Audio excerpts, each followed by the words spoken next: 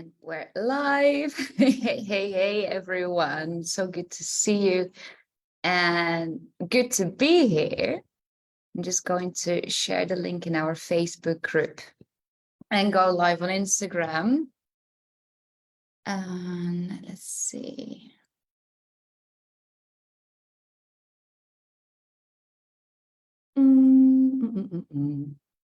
Oh, no, not edit event. We're going live now.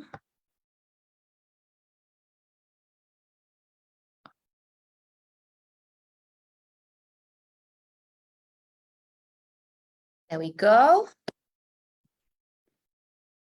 Live on Instagram, live on Facebook. Like I said, good to be here. And I'm really happy to be here because over the past month, we have been live a few times to speak about your career, really, what it is that you can do to teach online, what it is that you can do to gain experience teaching, what it is that you can do to really feel confident setting up your studio at home, setting up a class schedule, what type of equipment you need in terms of maybe your camera, your microphone.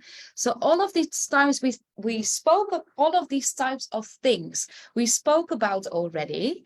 And today I want to continue and speak to you about how you can fill your online classes. So we're live on Instagram and live on Facebook at the same time. Thank you everyone for being here with me.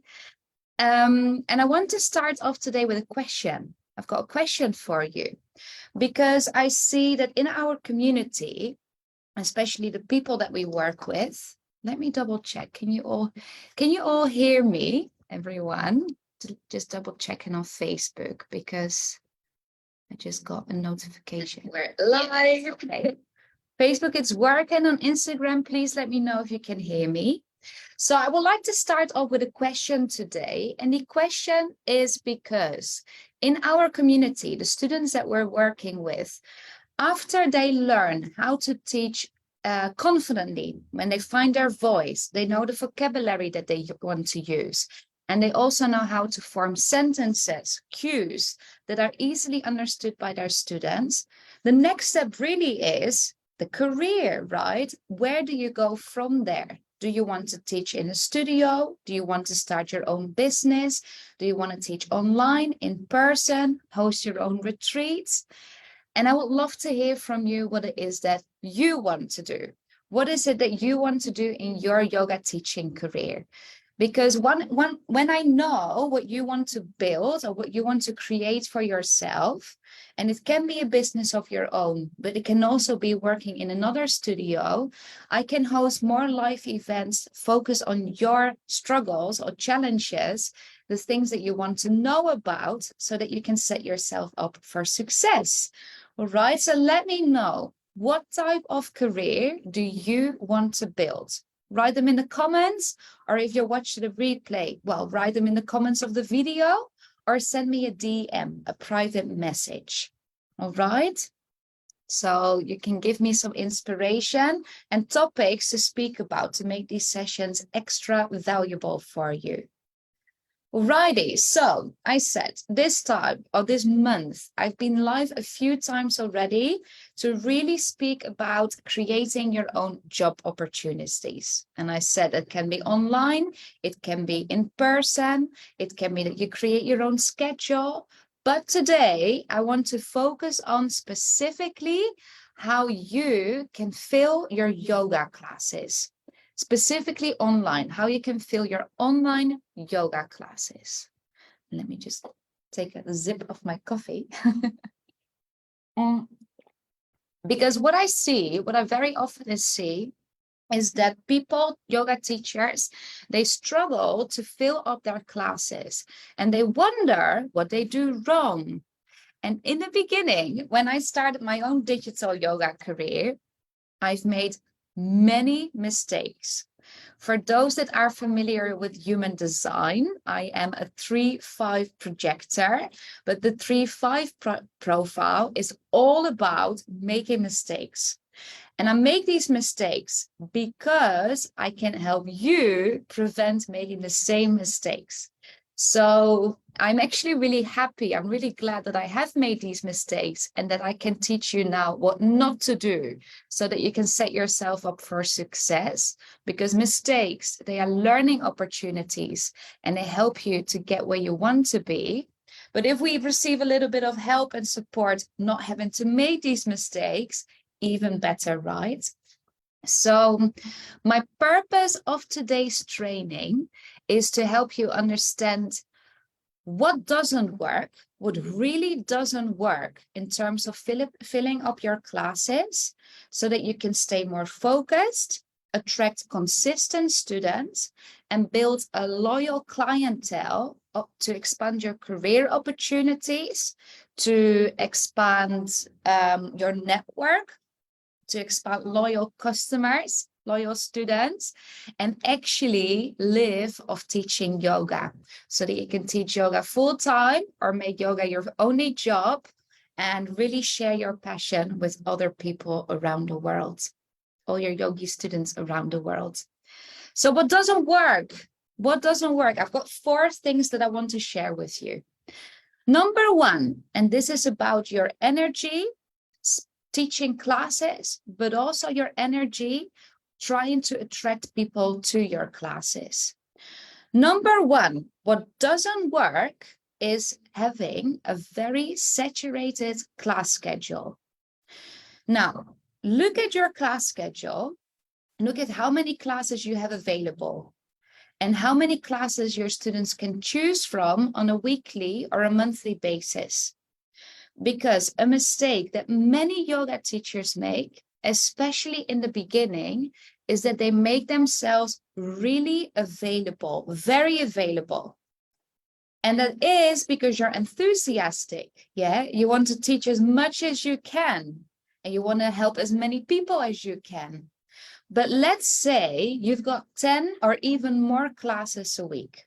Go with the example of 10 classes a week. And you want to have a minimum of 10 people per class. So 10 classes, 10 classes, 10 students per class. That means you need 100 students. Of course, there are students that come to your classes more than once a week, but this requires some dedication from their side as well. The average yoga practitioner practices twice a week with their teacher. That's on average. If you're teaching 10 classes and you want 10 people to come to your classes, every single class, and the average practitioner practices twice a week, you would need 50 students. Now, we live in a very fast-paced society, very fast-paced lives, and it's a very distracting world. There's a lot of options available for everyone. And there's a lot of when there's a lot of options, people get overwhelmed. When there's too many options, people want to go for the easy route, and the easy route is not doing anything. So it could be that your students are overwhelmed with so many classes. It could be that they are lazy, they postpone because they can go another time, and they drop out. So to hold your students accountable, you want to create a little bit more exclusivity and keep your availability limited as well. This will save you energy so that in every class you can show up as your best self and hold space as your best teacher self and serve them from a place of connection, really feeling connected with the people that are there, offering the best service that you have. But the fewer classes you will have, or the fewer classes you offer, the easier it is for your students as well to be consistent. And that means that for you, the easier it will be to fill your classes. So number 1 is having a saturated class schedule. Saturated means a lot, too much, really dense, and we want to make it more limited. So if you have a class schedule of 10 plus classes a week, maybe bring it down to 5, once every day, Monday to Friday, for example. Yeah, so that's number 1. Have a look at your availability and how available you are. in terms for yourself, your own energy, and also to not overwhelm your students. Number two, what doesn't work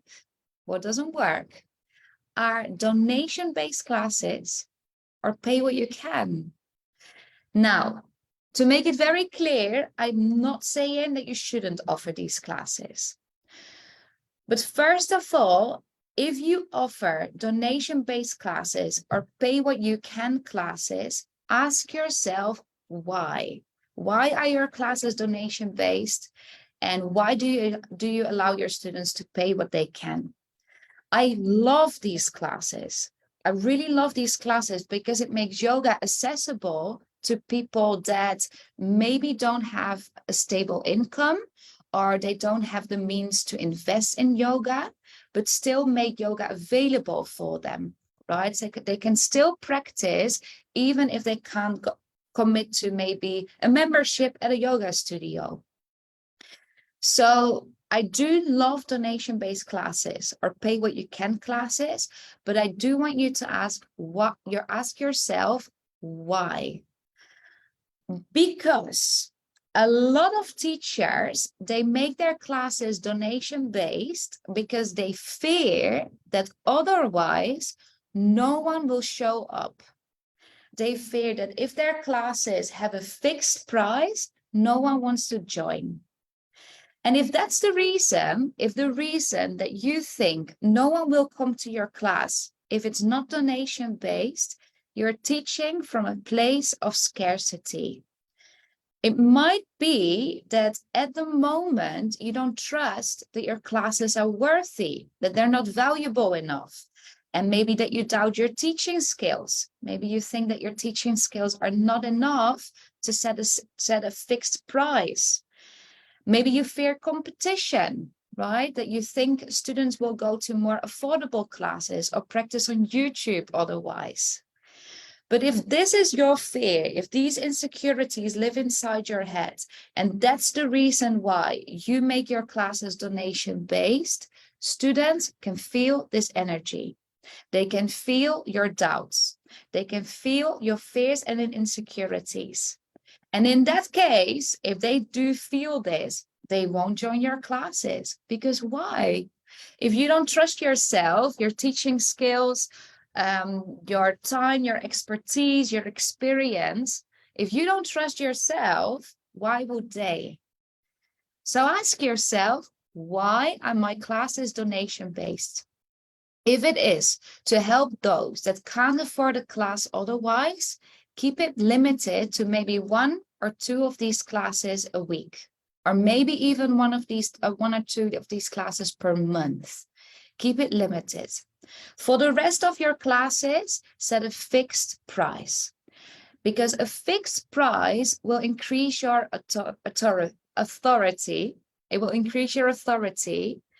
It will also increase the perception of value, right, for your students. Because now students see that you value yourself and that there will be something that they learn or get out of it. And they have one more reason to actually show up, to come to the class that they pay for, because they have invested in something. They paid money for something and they want to make the most of it. Students that pay for classes are more serious, they're more loyal, and they're more consistent. So if your reason to offer paid donation-based classes or pay what you can is because you fear otherwise people won't go, check in with your mindset. Rephrase that. Is that true? Why do you think this way? And if it is because you want to make yoga accessible, absolutely do. Go for it. But keep it limited. Not all of your classes, but maybe 1 a week or 2 a week. Maybe 1 or 2 a month. Yeah. Number three of the things that do not work is offering random or general yoga classes. General yoga classes. And random or general yoga classes are a little bit like donation-based classes. And again, I am not saying that you shouldn't teach general classes, but I do want you to teach or to offer these classes with a very clear intention. So ask yourself again, do you keep them random or do you keep them general because you fear that if they are too specific, people won't go to your class or you can't fill up the class? Or is it to create accessibility? Is it that you want to offer yoga to everyone in terms of everybody without limitations, without excluding anyone's abilities?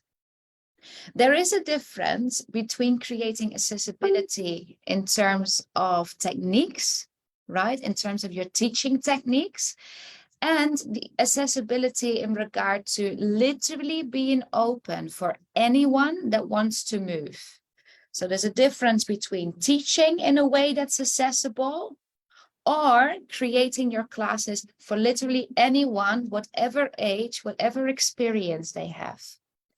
So you can teach in very, very, very accessible ways by having the skill to read bodies, by reading the room and adjusting your plan to your observations, offering props, offering assistance, variations, suggestions, anything that meets the needs of your students.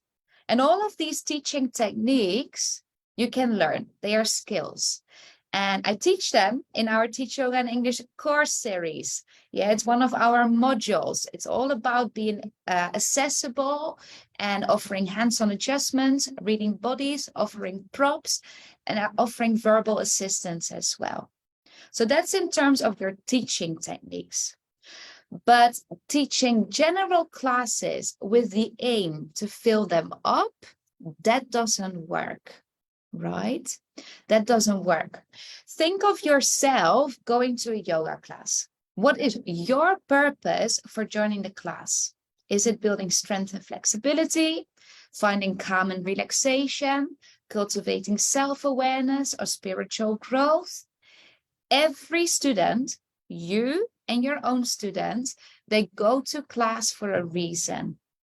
So the clearer you are on the purpose or the outcome of your classes, the more likely you will attract people that actually want those specific results. So I'm seeing a question. Should we have a specific like hip opening class or athletes class, or is that too specific? That's perfect. That really is perfect. You've got a very clear aim, a very clear outcome of the class. So hip opening classes, I love it. Athletes classes can be even more specific. What about them? Is it to increase flexibility, to build strength, to stabilize body parts for their specific field in athleticism? I don't think that's a word, but what is it about them? So make that one more specific. So in your class descriptions, we're speaking about this right now, or even your class titles, be very clear about who the class is for, what they can expect to learn, to do, grow, or improve, and how you're going to take them from point A to point B. Describe the outcome. Describe what they will do or have achieved after your class. Yeah, be specific. And that means that if you're doing, for example, a yoga to open the hips, anyone that is interested in opening the hips can then go to this class. It can be male, female, doesn't really matter the gender, their age, their experience, but is focused on opening the hips. Yeah, does that make sense? So that means we're not doing a hatha class or a vinyasa class or a slow flow, but we're doing something specific. Describe the outcome. Now, the fourth thing that doesn't work, and this really is the way that you communicate your classes, the way that you try and inform people that you have classes available for them, is saying things like, come to my class Wednesday, 7 p.m. come to my class on Wednesdays, 7 p.m. Every time that I see a teacher post something like, come to my class at 7 p.m., I am really gutted. It really breaks my heart because I know it's with the best intention. You want to let your students know that they can practice with you and that you have classes going on. But what's in it for them? What is it that they will get out of it? So let's analyze that phrase. Let's analyze, come to my class 7 p.m. on Wednesday.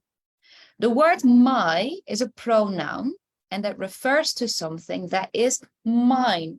In this case, the teacher's. It's my class. It's something that's yours if you're watching this as a teacher. People could perceive this as a class being about you, right? So using my in your post to attract students is a missed opportunity. I think it's a missed opportunity. It's not a very clear invitation that this class is for them. Yeah, you're doing this for your students. So it's their class, your class. Then the word class. Come to my class at 7 p.m. What type of class? What will you practice?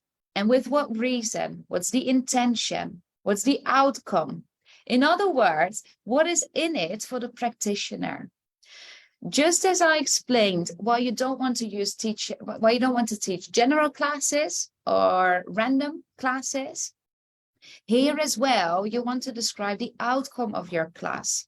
What will your students do, learn, grow, improve? What will they achieve? What will they get? Where will they be after this class? The clearer and more specific, the higher the chance that you will then attract loyal and consistent students. All right. The last part of this sentence, 7 p.m. 7 p.m. where? Is this in Mexico, in Italy, in Hong Kong? Right? If you teach people that live in your local area and you're only attracting people in the same city or the same time zone, yeah, you can use 7 p.m. But most of you here, and especially those that are doing our courses, you want to teach internationally, right? You want to attract people that live in different parts of the world, different areas, different countries. Maybe you are traveling and your time zone changes, or your students are traveling and their time zone changes, right? Not adding your time zone is another missed opportunity. So be clear, tell people at what time, but also the time zone that your class takes place. So first of all, what is in it for them? What is in it for them? What will they achieve, right? What is the outcome of the class? And the time zone. And it's not anymore about your class at 7 p.m. It's their class, their outcome, 7 p.m., where it is in the world.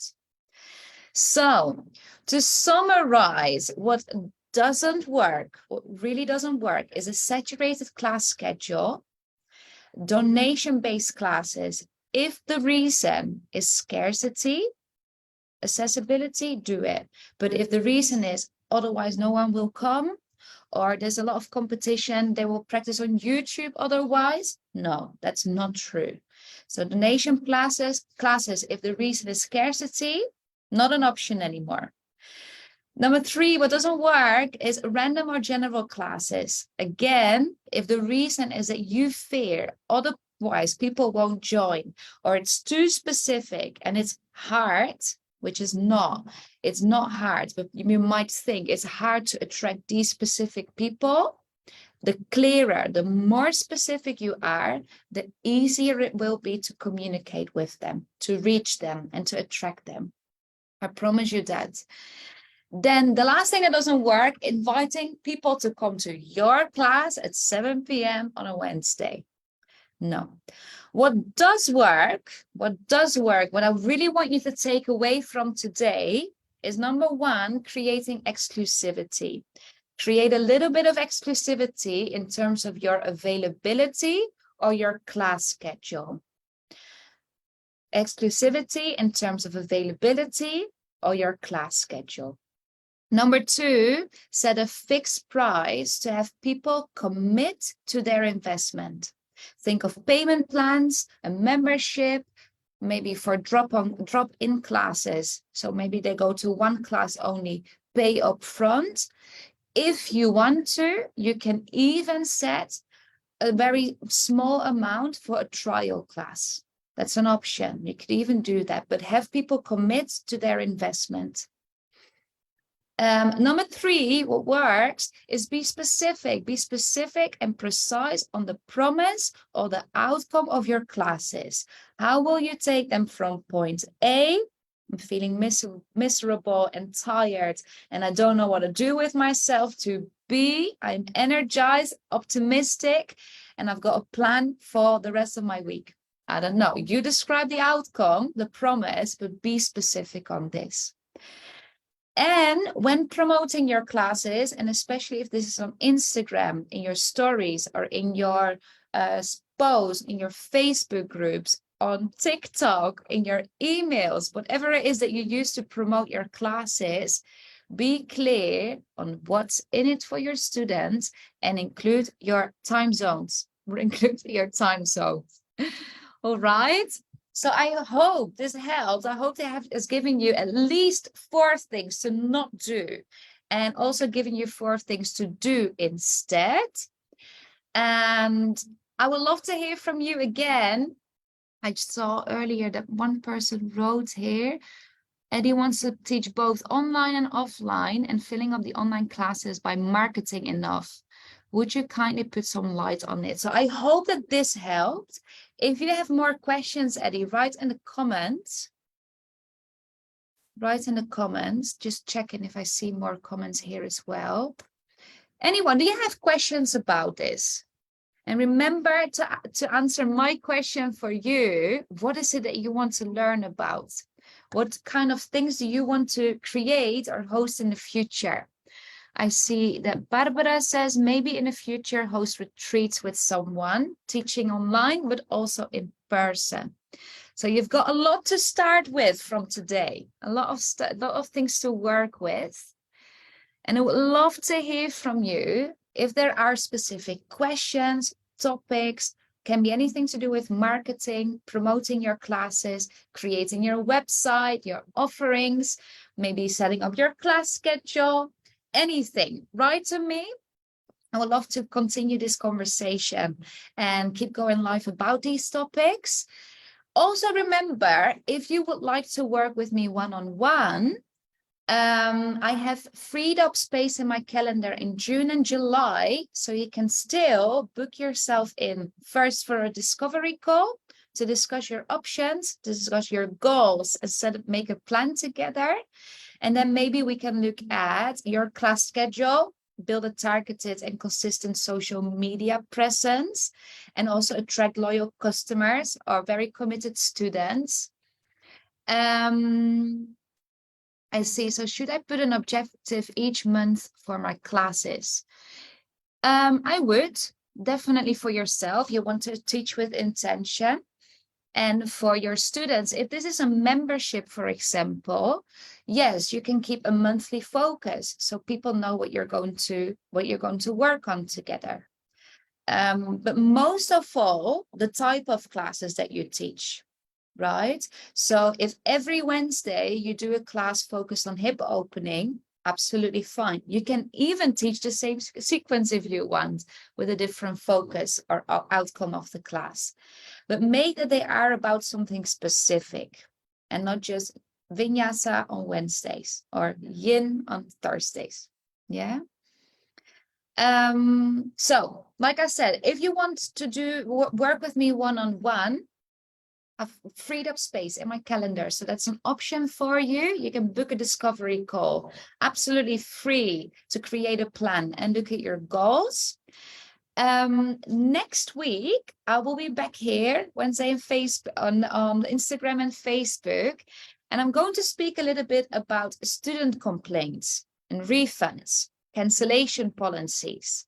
Yeah, so that we can prevent students from canceling last minute 10 minutes before class, for example, or asking their money back for a course or for a service that you offer. So refunds, complaints, and cancellation policies. What to do about those. That will be next week. And like I said, if you have any topics that you would like to learn about, write to me and I will include them in my calendar of the weekly lives that I'm doing here. And I would really love to hear from you if this has been useful. And if you have any other questions, send me a DM or write in the comments of the videos. All right, darling friends, I will see you all next week. Same time, same place. So that's Wednesday, 7 p.m. Wednesday, 4 p.m. Excuse me, Central European time, Central European summer time to be precise. Yes, we have a replay for all our lives. So if you are watching on Instagram, you can go to our feed, go to the reels, and then you see all our lives. And all of what we do live is also uploaded to our podcast. So this training that I'm doing with you right now will probably be available in June or July. And the podcast is called Your Yoga in English. And you can find, I think, over 130 podcasts already, with lots and lots and lots and lots more to learn there, all focused on your language, communication, and business education. Okay, thank you so much for joining me and for staying here until the end. We'd love to hear your feedback. Always feel free to write to me, and I'm sending you all lots of love. See you next week. Have a great week. And I'll see you soon. Mwah. Goodbye, everyone.